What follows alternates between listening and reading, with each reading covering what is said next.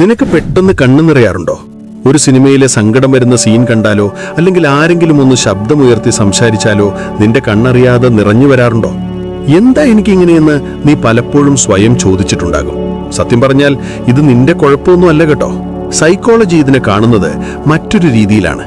ഇതൊരു വീക്ക്നെസ് അല്ല, മറിച്ച് നിന്റെ ബ്രെയിനിന്റെ ഒരു പ്രത്യേക കരുത്താണ്.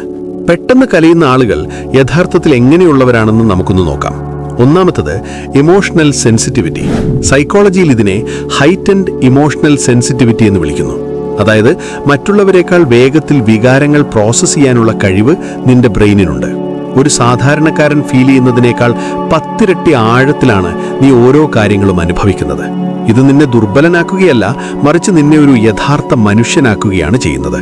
ഇനി പറയാൻ പോകുന്ന കാര്യം സയൻസ് ഒരുപക്ഷെ നീ പ്രതീക്ഷിക്കാത്ത ഒന്നായിരിക്കും. രണ്ടാമത്തത് എംപത്തി ഓവർലോഡ്. മറ്റൊരാളുടെ വേദന സ്വന്തം വേദനയായി കാണുന്നതിനെയാണ് നമ്മൾ എംപത്തി എന്ന് വിളിക്കുന്നത്. ഇങ്ങനെ പെട്ടെന്ന് കരയുന്ന ആളുകളിൽ മിറർ ന്യൂറോൺസ് വളരെ ആക്റ്റീവ് ആണെന്ന് റിസർച്ചുകൾ പറയുന്നു. ഒരാളുടെ സങ്കടം കാണുമ്പോൾ നിന്റെ ഉള്ളിലും ആ വേദന അനുഭവപ്പെടാൻ കാരണം ഈ ന്യൂറോണുകളാണ്. അതുകൊണ്ടാണ് ഒരു അപരിചിതൻ കരഞ്ഞാൽ പോലും നിന്റെ കണ്ണ് നിറയുന്നത്. നീ വെറുതെ അഭിനയിക്കുന്നതല്ല, നിന്റെ ഉള്ളിൽ അത്രയും സ്നേഹവും കരുണയും ഉള്ളതുകൊണ്ടാണ്. ഈ പോയിന്റ് കേട്ടാൽ നീ ശരിക്കും ഞെട്ടും. മൂന്നാമത്തത് ഇമോഷണൽ ഇന്റലിജൻസ്. പഠനങ്ങൾ പറയുന്നത് പെട്ടെന്ന് കരയുന്ന ആളുകൾക്ക് ഇമോഷണൽ ഇന്റലിജൻസ് കൂടുതലാണെന്നാണ്. സ്വന്തം വികാരങ്ങളെയും മറ്റുള്ളവരുടെ വികാരങ്ങളെയും കൃത്യമായി മനസ്സിലാക്കാനുള്ള കഴിവ് ഇവർക്കുണ്ട്.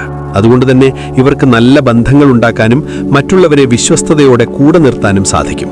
കാരണം ഇവർക്ക് മറ്റുള്ളവരെ ആത്മാർത്ഥമായി കെയർ ചെയ്യാൻ അറിയാം. നാലാമത്തത് സ്ട്രെസ് റിലീസ്. കരയുന്നതൊരു വീക്ക്നെസ് അല്ല, മറിച്ച് നിന്റെ ബോഡിയിലെ സ്ട്രെസ് പുറത്തു കളയാനുള്ള ഒരു നാച്ചുറൽ വഴിയാണ്. സ്ട്രെസ് ഹോർമോണായ കോർട്ടിസോൾ കണ്ണുനീരിലൂടെയാണ് പുറത്തേക്ക് പോകുന്നത്.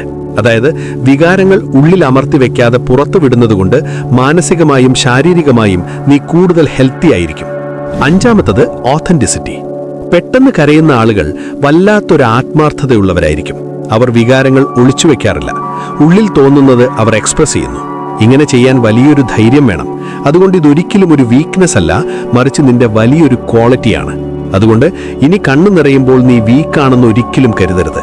നീ കാര്യങ്ങളെ അത്രയും ആഴത്തിൽ ഫീൽ ചെയ്യുന്നു എന്നതിൻ്റെ അടയാളമാണത്.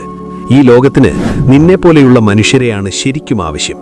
ഇങ്ങനെയുള്ള സൈക്കോളജി കാര്യങ്ങൾ ഇനിയും അറിയാൻ ഈ ചാനൽ ഒന്ന് സബ്സ്ക്രൈബ് ചെയ്തേക്ക്. നമുക്കിനിയും സംസാരിക്കാം.